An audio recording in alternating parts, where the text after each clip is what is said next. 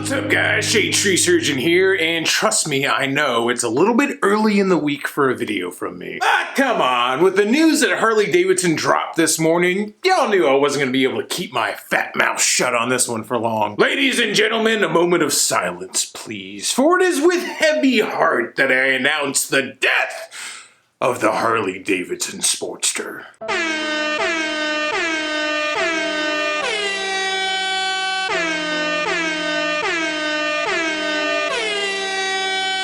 Yes, the Harley Sportster is well on its way to that great highway in the sky to ride with its fallen brothers, the FXR and the Dyna. The Sporty, it finally got its wings. I swore I wasn't gonna cry. The Sportster shall ride for eternity in paradise till Judgment Day. Skies black as pitch, the earth scorched bare, and the oceans boiled to naught but steam. All the loyal panheads will be called from this earthly dimension to sit at the right hand of the Creator. Brimstone and hellfire will rain upon the non-believers and punish them for their water-cooled sins. Repent, all ye sinners! Repent! Well, that was dramatic. Isn't this supposed to be a video about Harley Davidson's new sport bike? So yes, Harley Davidson is releasing a sport bike again.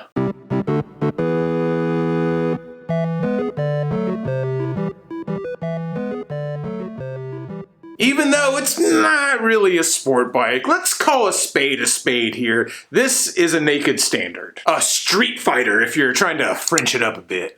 Like I said before, Harley Davidson's been making sport bikes for years. Hell, Harley Davidson even made a super sport road racing motorcycle, if anybody remembers the VR 1000 from the early 90s.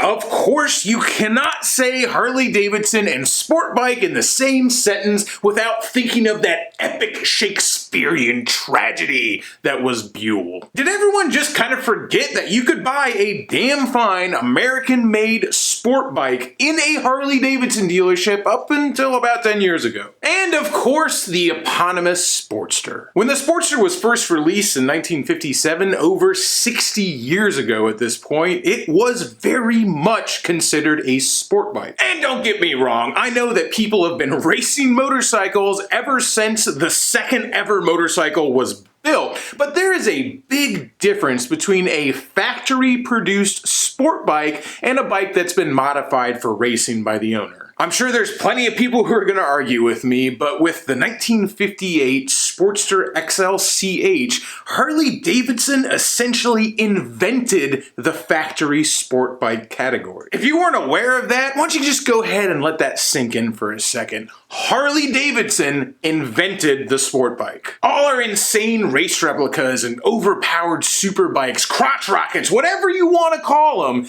they can all pretty much directly trace their lineage back to the Sportster. So yeah, Harley's making a sport bike, but to be completely fair, they never really stopped making sport bikes. So this new 1000cc V-twin sport bike from Harley, is that really so much of a departure for them? I'd say not at all. This isn't a departure, this is a return to form. This is Harley Davidson truly going back to its roots. This manufactured heritage that Harley Davidson has been so unwilling to give up has always just really rang false to me. Harley has made some absolutely amazing engines, but they usually just insist on fettering themselves with tradition. The amount of raw power that you can make out of an air-cooled, pushrod, single-pin crank Harley Davidson V-twin would amaze you. But you know what? Those are capable motors despite that design, not because of it. Harley Davidson has taken those fetters of tradition off before, most notably with the V-Rod engine. Love or hate the V-Rod, it is undeniable. That motorcycle has a badass engine in it. It's a very technologically advanced, water-cooled, double overhead camshaft V-twin that revs to about 9,000 RPM and makes about about 125 horsepower out of the factory. And you know, in the year 2018, 125 horsepower out of a 1200cc V-twin doesn't sound as much as it used to,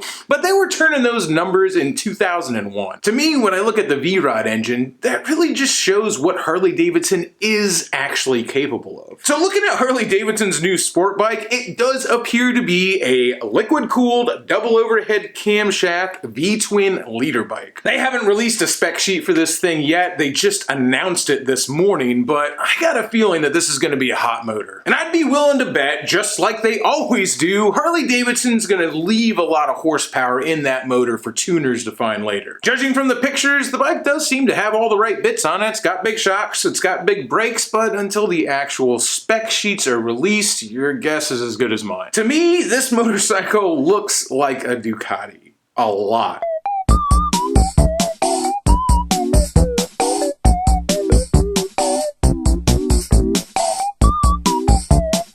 Suspiciously a lot. But hey man, it's hard to see a big naked V-twin with superbike sized Brembos on it and not immediately think Ducati. And just for the record, I for one am not calling the Ducati resemblance a bad thing. I'll be honest with you guys, I've got really high hopes for this motorcycle, but even more exciting than this motorcycle itself is what it means for American motorcycles in general. With this concept from Harley Davidson and Indian's new FTR 1200, we officially have two brand new American-made sport bikes about to hit the market and go head-to-head. Even if you don't care about motorcycles that much, you've got to admit that this is absolutely unprecedented. And I'll tell you, man, I can't wait to see a real brawl between these two street fighters. I'm sorry, man. Arguing the advantages of a touchscreen navigation control panel on a Harley Electra Glide versus an Indian Roadmaster, that kind of stuff really doesn't get my blood flowing. Watching a shootout between a Roadmaster and an Electra Glide is about as exciting as watching a couple of blue-haired church ladies get into an argument over a parking spot. But the FTR 1200 versus Harley's new Street Fighter? That right there, man, that's Ali and Frazier in the fight of the century. It's gonna be a knockdown, dragged-out bloodbath. And I cannot wait. So I started this video talking about the death of the Sportster. That's all speculation on my part because Harley Davidson hasn't officially announced anything like that, but to me, the writing's on the wall. Even if it's not in the 2020 model year when this bike comes out, trust me, dude, the Sportster's days are numbered. Or at least the Sportster as we know it now. I think that it is incredibly likely that this engine right here is going to end up in a mid-size cruiser frame that says Sportster across the tank. In fact, along with all these other bikes, Harley Davidson did release a cruiser concept as well, and I'll be honest with you, I think what we're looking at here is the new Sportster. I will very honestly be incredibly sad to see the Sportster go. It's one of the very last of the old guard. Sure, the Milwaukee 8 is also a air-cooled pushrod V-twin, but don't be fooled by its looks. That engine and the bikes that it comes in are just as full of modern tech and electronics as any other current motorcycle on the market. The Sportster is simple. It's easy to work on. It's a blank canvas that can be anything you want it to be. It so perfectly embodies the concept of two wheels and a motor, and at the risk of sounding trite, I just don't make them like that anymore. But time marches on and it waits for no man and no bike. And as sad as I'll be to see the Sportster as we know it go away, I am just as excited about the next iteration of the original sport bike.